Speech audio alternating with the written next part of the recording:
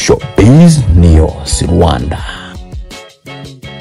Nizere ko mumeze neza, ariko nyuma yo kufata ku mavuta akatiwe imyaka 2 n'igice n'ihazabu ya $1,300,000, umunyamategeko wa fata ku mavuta witwa Fatikaramu yavuze ko bagiye kuganira kugira ngo bafate umwanzuro ujyanye no kuba bajurira. Ku munsi w'ejo nibwo twavuze inkuru yafata ku mavuta, tuvuga yuko yakatiwe ariko akaba hari amahirwe yo kashobora kujurira akaba yahabwa imbabazi. Nanone nabasabye ko mwamusengera kugira ngo nihabaho no kujurira kabisa Imana izadore byibuza abe yarekurwa atange hazabu yonyine, kubera ko ibyaha yakoze ntabwo ari ibyaha bikomeye cyane, ariko ko byenda kose yanize isomo. Nkuko rona bivuze ku wa gatanu nibwo urukiko rwisumbuye rwa Nyarugenge rwasomye imyanzuro y'urubanza nshinja byaha aregwamo. Umunyamakuru fata ku mavuta rumuhamya ibyaha bitatu birimo muri bitanu yakekwagaho, ariko ahamwa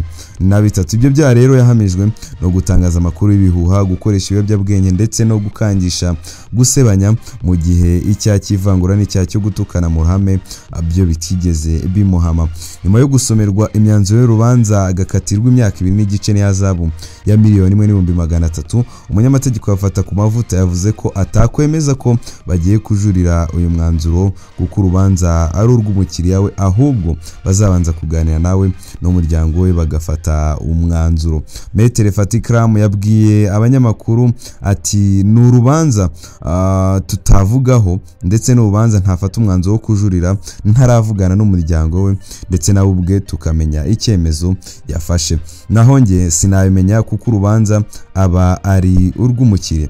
Itegeko ryerekeye imiburanishirize y'imanza nshinjabyaha nomero ya 027/2019 ryo kuwa 19 ku itariki 9/19 mu ngingo yaryo ya 181 rivuga ko kujurira ibikorwa mu gihe kitarenga iminsi 30 uhereye ku itariki urubanza rwaciriyeho.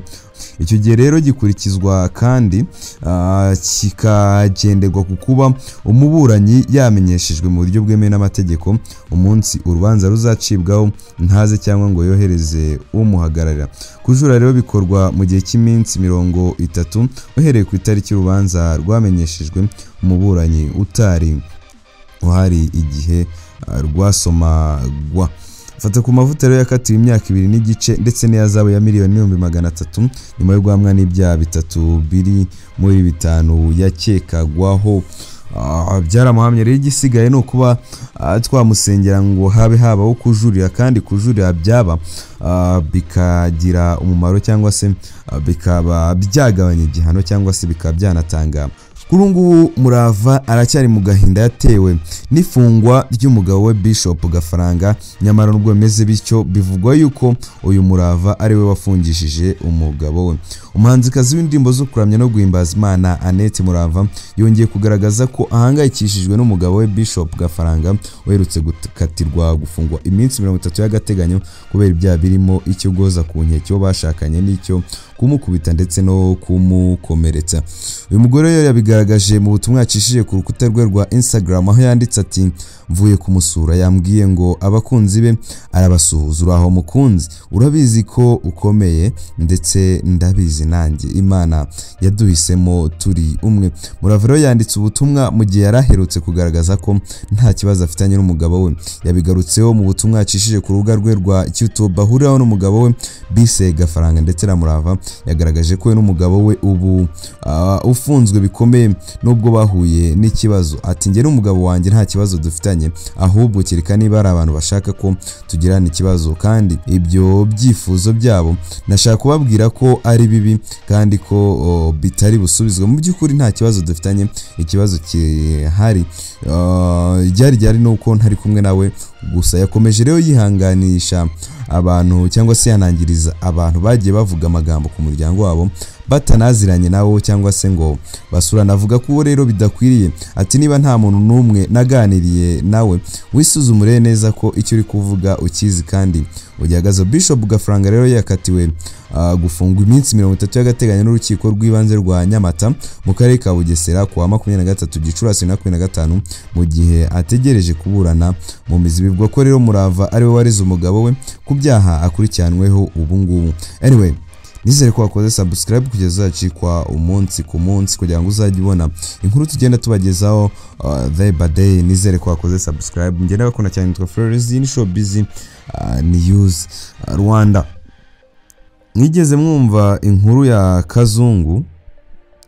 Kazungu arishingikiriza ko yemeye icyaha nyuma gasaba guhubura cyangwa se nyuma gasaba kugabanizwa igihano. Kuri wa kane Kazungu Denis yaburanye mu bujure asaba ko yagabanizwa igihano cya burundu yari yarahawe, atanga impamvu nyoroshya cyaha yuko yaburanye yemeza icyaha kandi ko ari nawe watanze amakuru y'ibanze. Mu kiganiro rero n'abanyamakuru, umunyamakuru akaba n'umunyamategeko Nisingizwe Alain Jean Baptiste wa RBA yasobanuye ko mu nkiko n'amategeko muri rusange hari impamvu nyinshi zishingirwaho mu kugabaniriza umuntu igihano. Yavuze ko mu mategeko hari imiterere y'ibyaha ndetse akaba ari nabyo bigenderwaho mu mpamvu nyoroshya cyaha cyangwa se nkomeza cyaha bituma umuntu ahabwa igihano kinini cyangwa gito. Mu bishobora gutuma umuntu agabanizwa igihano harimo ibintu bibiri by'ibanze. Ati impamvu ni nyinshi zitandukanye zishingira ku bintu birenze kimwe. Hari izisanzwe zishingiye ku mategeko ariko nayo afite ibyo agenda gusa impamvu nkomeza cyaha n'impamvu nyoroshya cyaha zishingira ku bintu bibiri by'ingenzi: imiterere ya nyiri gukora icyaha n'imiterere y'icyaha. Mu zindi mpamvu zigenderwaho ni kwemera icyaha, gusaba imbabazi no kwicuza kuba yarasanzwe afite imyitwarire myiza, gutanga amakuru yafashije ubutabera uburyo icyaha kandi cyakozwe. Mu gusesengura rero niba umuntu yagabanirizwa igihano cyangwa se bitagenerwaho bituruka cyane mu iperereza ryakozwe kugira ngo hemezwe niba koko uwo muntu akwiye kugabanizwa igihano cyangwa se kitagabanywa. Ubwo rero ari mu rukiko, Kazungu Denis yavuze ko mu mwaka wa 2018 yibwe n'abajura bo muri Uganda bamutwara ibyo yacuruzaga byose ndetse n'amafaranga 120 by'amadolari, bituma ajya mu bukene. Nyuma aguza umuntu ariko abura yamwishyura, aramwica ngo atazamurega. Nisingizwe Alain Jean Baptiste avuga ko niba ibyo batari barigeze cyangwa se byarigeze bivugwa mu rukiko mbere, bishobora kuzarebwaho hakagenzurwa niba ibyo byaha yarabikoze bifite indi mpamvu ibyihishe inyuma cyangwa se ari ubugome ndengakamere. Ati nkuko nabivuze, harebwa imiterere y'icyaha n'uburyo icyo cyaha cyakozwemo. Bashobora gusesengura neza basanga ari ingaruka kwibwa byamugizeho bakaba babirebaho mu gufata umwanzuro.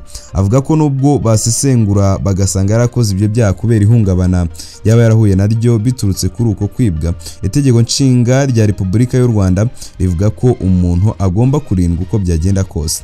Ati umuntu yaba yishwe n'undi ufite ibibazo byo mu mutwe cyangwa se ari muzima, itegeko nshinga rivuga ko ari ndahungabanywa, umuntu afite uburenganzira bwo kurindwa ku kiguzi icyo ari cyo cyose. Niyo mpamvu iyo ubuzima bwe bwatakaye haba hagomba kuboneka indishyi z'akababaro nubwo nta ndishyi yagura umuntu. Kazungu Denis yaburanye asaba ko yagabanizwa igihano yari yarahawe muri Werurwe umwaka ushize, atanga impamvu z'uko yaburanye yemera icyaha ndetse akanafasha ubutabera mu iperereza. Ubushinjacyaha ndetse n'abaregera indishyi bavuga ko bitewe n'ibyaha yakoze, uko yabikoze, uburemere bwabyo, ingaruka n'impamvu zatumye abikora bitatuma agabanirizwa igihano cy'igifungo cya burundu yahawe, ahubwo bibaye ngombwa ko cyakongerwa. Ngayo nguko rero, iyi ni Showbiz News Rwanda. Flores, kora subscribe kandi ukande ku kazogera kugira ngo utazacikwa umunsi ku munsi n'amakuru tugenda tubagezaho. Shout out. Tubanze twifurize Chris Easy,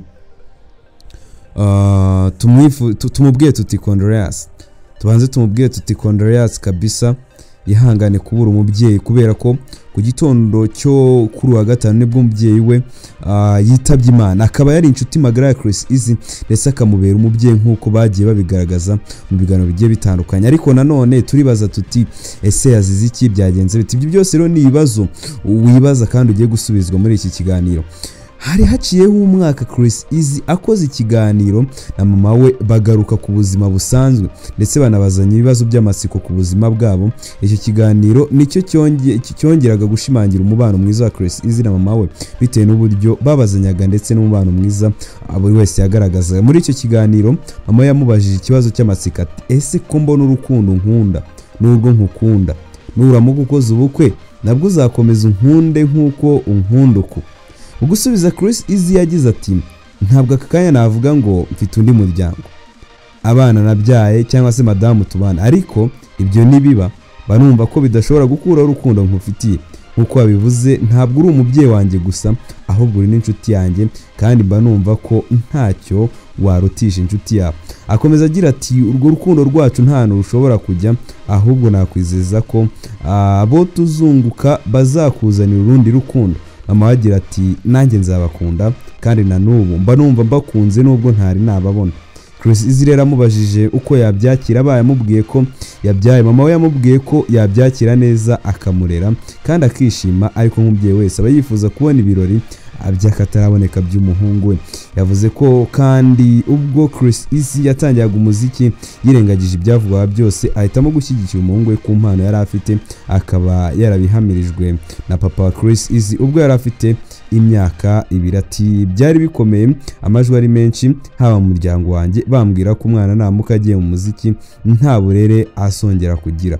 Imbaraga zavuye ku gihe kimwe twigeze gutembera na papa wawe akiriho, tugeze kuri Muhazi avuza isahane mbona urayimennye, you get gize ngo ndagucyaha rero wa mwana we kubwira isahane y'abandi.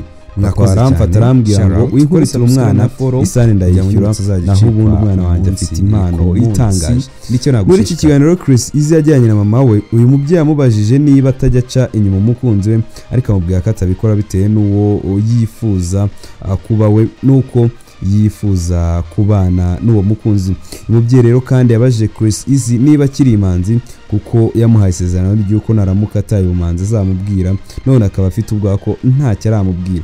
Chris Easy amubwira ko nta mpamvu yo kugira ubwoba, ari muzima, ariko kandi azamubwira. Mu gitondo cyo kuri wa gatanu nibwo umubyeyi wa Chris Easy yitabye Imana, yari azize uburwayi, agenda atari yagiye amahirwe yo kubona ibirori by'ubukwe bw'umuhungu we no guterura abuzukuru. Chris Easy na mama we ubwo baganaga rero mu kiganiro byari ibintu byiza cyane, ariko kuri uyu munsi nagahinda kuri Chris Easy, nakababaro gakabije kuri Chris Easy kubera kubura umubyeyi umwe Rudogo yari asigaye. N'impamvu tumubwire muri comment tumwihanganishe, tumubwire tuti man Chris Easy ukomere.